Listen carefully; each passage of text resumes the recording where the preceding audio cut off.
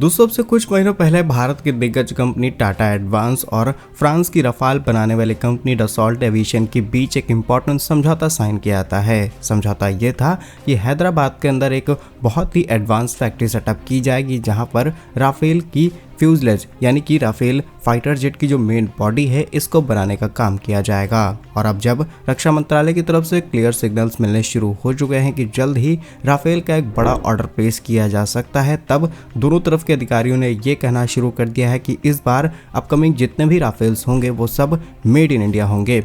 Next important update DRDO से सामने निकल के आ रही है, जहां पर डीआरडीओ की तरफ से तैयार किए गए लेजर सिस्टम की करीब 16 यूनिट अब सेना में शामिल की जाएंगी। नेक्स्ट इंपॉर्टेंट अपडेट भारत के डिफेंस एक्सपोर्ट से सामने निकल के आ रही है, जहां पर आर्मेनिया ने इंटरेस्ट शो किया है भारत के आकाश नेक्स्ट जनरेशन को खरीदने के लिए। लास्ट अपडेट यूक्रेन से है, जहां पर यूक्रेन फ्रांस के साथ मिलकर करीब 100 राफेल खरीदने की तैयारी में है। जानते हैं आज की इस वीडियो में चारों इंपॉर्टेंट अपडेट डिटेल्स में। यदि आपको हमारा काम पसंद आए वीडियो को लाइक, चैनल को सब्सक्राइब जरूर कीजिएगा, क्योंकि आपका ये छोटा सा काम आप तक ये जरूरी और सही खबरें लाने में हमारी बड़ी मदद करता है। तो सबसे पहले टाटा और फ्रांस की बात की जाए तो कुछ समय पहले ही राफेल बनाने वाली कंपनी डसॉल्ट एविएशन और टाटा एडवांस सिस्टम लिमिटेड ने ये कॉन्ट्रैक्ट साइन किया था। इस कॉन्ट्रैक्ट के तहत हैदराबाद के अंदर एक बहुत ही एडवांस फैक्ट्री सेटअप की जानी थी, जिस पर ऑलरेडी कुछ बेसिक काम शुरू किए जा चुके हैं और इस फैक्ट्री के अंदर राफेल फाइटर जेट का जो मेन स्ट्रक्चर है उसका प्रोडक्शन किया जाएगा। यानी कि यहाँ पर फ्यूजलेज जो कि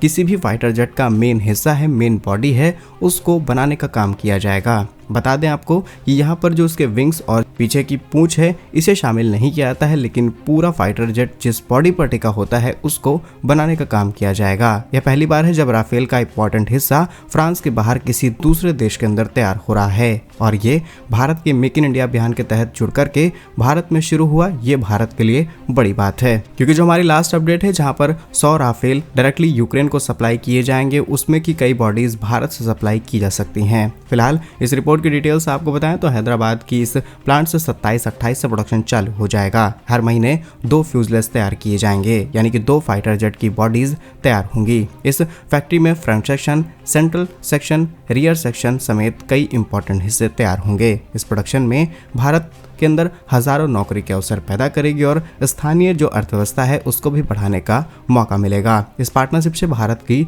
डिफेंस कैपेसिटी और बढ़ेगी, डिपेंडेंसी दूसरे देशों पर खत्म होगी। इसके अलावा भारत के अंदर एग्जिस्टिंग राफेल्स की डिलीवरी में भी काफी ज्यादा तेजी आएगी और मिनिस्ट्री ऑफ डिफेंस की तरफ से क्लियर सिग्नल्स मिल रहे हैं कि आगे चल के कुछ ही महीनों के भीतर 114 नए राफेल का ऑर्डर प्लेस किया जा सकता है। ऐसे में इतनी बड़ी संख्या में जब हम राफेल खरीद रहे हैं और हमारा क्लियर स्टेटमेंट है कि जितने भी हथियार खरीदने हैं उसका प्रोडक्शन भारत में हो, भले ही भारत के अंदर असेंबलिंग की जाए, तो इस चीज का भी ध्यान रखा जा रहा है। इसीलिए शायद इतनी तेजी दिखाई जा रही है दोनों ही तरफ से। नेक्स्ट इंपॉर्टेंट अपडेट भारतीय डीआरडीओ से सामने निकल के आ रही है, जहां पर भारतीय सेना और भारतीय वायुसेना को डीआरडीओ की तरफ से तैयार किए गए एडवांस लेजर सिस्टम मिलने जा रहे हैं। रिपोर्ट्स के मुताबिक करीब 16 स्वदेशी लेजर बेस्ड ड्रोन डिटेक्शन और मार्क 2 की डिलीवरी शामिल हैं। ये एडवांस लेजर सिस्टम करीब 2 किलोमीटर के डिस्टेंस को इजीली कवर करते हैं और 10 किलोवाट की पावर जनरेट करते हुए, यानी कि 10 किलोवाट की लेजर बीम जनरेट करते हुए किसी भी ड्रोन को आसानी से डिस्ट्रॉय कर सकते हैं। ये भारतीय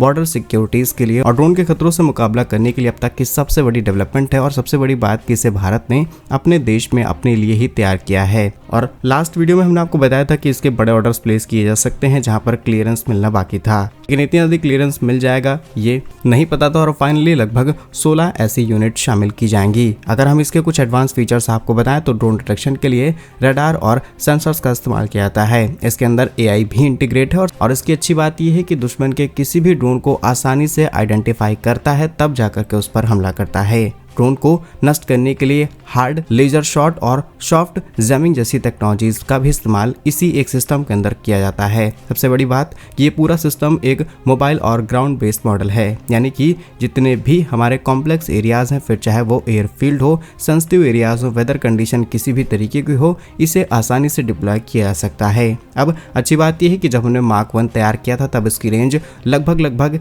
1 से 1.25 किलोमीटर के आसपास थी। मार्क 2 की रेंज 2 किलोमीटर की है और पावर 10 किलोवाट की जनरेट होती है। बट डीआरडीओ लगातार इस पर काम कर रहा है और करीब 30 किलोवाट की laser base direct energy weapon तैयार किया जाएगा और इसका भी सफल परीक्षण हमने रिसेंटली किया है, जिसकी रेंज लगभग 5 किलोमीटर तक रहेगी। तो भारत का यह स्वदेशी हथियार है और सबसे बड़ी बात यह है कि एक ऐसा हथियार है जिसे इजराइल जैसे देश करोड़ों डॉलर खर्च करके तैयार करते हैं और भारत ने सिर्फ कुछ छोटे से बजट के अंदर ही इसे तैयार कर दिया है। तो डीआरडीओ की इस बड़ी तैयारी के लिए आप कमेंट बॉक्स में जय हिंद जरूर लिखिएगा। नेक्स्ट इंपॉर्टेंट अपडेट अर्मेनिया से सामने निकल के आ रही है, जहां पर अर्मेनिया भारत से लगातार हथियार खरीदता चला जा रहा है। एंड आज के समय अर्मेनिया इज द कंट्री जिसके लिए भारत सबसे बड़ा डिफेंस सप्लायर है। अगर हम आज रूस से सबसे ज्यादा हथियार खरीदते हैं तो अर्मेनिया के लिए हम वो देश हैं जिससे अर्मेनिया सबसे ज्यादा हथियार खरीदता है। और इसी चेन को आगे बढ़ाते हुए भारत ने अर्मेनिया के स्वदेशी और एडवांस डिफेंस सिस्टम आकाश नेक्स्ट जनरेशन, जिसकी कुछ डेवलपमेंट्स अभी बाकी हैं, उसे खरीदने में इंटरेस्ट दिखाया है। यह डिफेंस सिस्टम भारत के डीआरडीओ की तरफ से तैयार किया गया है और इसका उद्देश्य हाई स्पीड लो रडार क्रॉस सेक्शन वाले किसी भी एरिया के अंदर इफेक्टिवली काम करना है। अब आपको बताते हैं Akash next generation air defence system के बहुत ही एडवांस फीचर्स। इसकी रेंज लगभग 70 से 80 किलोमीटर तक बढ़ाई जा चुकी है। पहले इसकी रेंज 50 किलोमीटर के आसपास थी और इसीलिए शायद इसे नेक्स्ट जनरेशन का नाम दिया गया है, क्योंकि इनिशियली जब इसे तैयार किया गया तब इसकी रेंज 25 से 30 किलोमीटर के आसपास थी।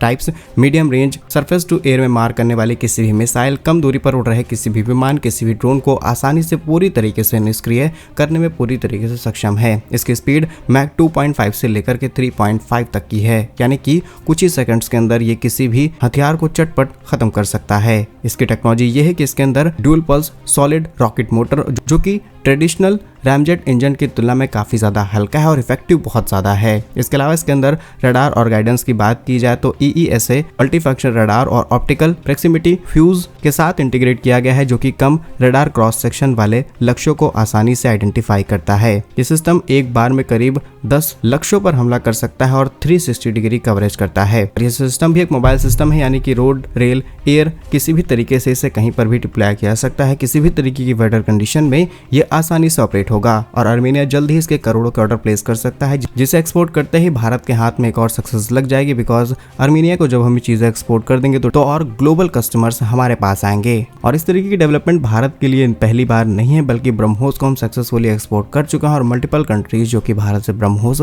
खरीदना चाहते हैं। नेक्स्ट इंपॉर्टेंट अपडेट यूक्रेन से सामने निकल के आ रही है, जहां पर यूक्रेन के राष्ट्रपति जेलेंस्की और फ्रांस के बीच एक इंपॉर्टेंट बैठक हुई है। ये बैठक पेरिस में हुई, जहां पेरिस में दोनों देशों ने एक बहुत ही इंपॉर्टेंट समझौता साइन किया है। यहाँ पर समझौते के तहत अगले 10 सालों में फ्रांस करीब 100 राफेल लड़ाकू विमान यूक्रेन को देने वाला है, ताकि आने वाले समय में रूस को आसानी से काउंटर किया जा सके और यूक्रेन की वायुसेना को और ज्यादा मजबूत किया जा सके। इससे पहले भी फ्रांस ने यूक्रेन को मिराज लड़ाकू विमान, एस्टर 30 जैसी मिसाइलें दे रखी हैं और आने वाले समय में ये बड़ी डील फाइनल होगी। अब अगर इसमें भारत के एंगल की बात की जाए तो अगर भारत डायरेक्टली फ्रांस से राफेल इंपोर्ट कराता है तो डेफिनेटली भारत जो 114 नए राफेल लेने वाला है, इसकी सप्लाई चेन में डिस्टर्बेंस आएगी। अनदर थिंग कि अगर टाटा और डसॉल्ट एविएशन भारत के अंदर प्लांट सेटअप कर लेते हैं तो जो बॉडी हम तैयार करेंगे राफेल की, उसकी कुछ यूनिट सीधे यूक्रेन जा सकती हैं। और अगर उन पर मेड इन इंडिया लिखा हुआ मिल जाए, एक आध राफेल रूस में जाकर के गिरे और उसके बाद ग्लोबल मीडिया इनकी हेडलाइंस बनाए, तो शायद इस बात में लॉजिक नहीं बनता है, बिकॉज क्योंकि ऐसे पहले कई विवाद हो चुके हैं। बाकी इस पर आपका क्या कहना है कमेंट्स में अपनी राय जरूर बताइएगा। भारत के सही वीडियोस पाने के लिए वीडियो को लाइक, चैनल को सब्सक्राइब जरूर कीजिए। वंदे मातरम, भारत माता की जय।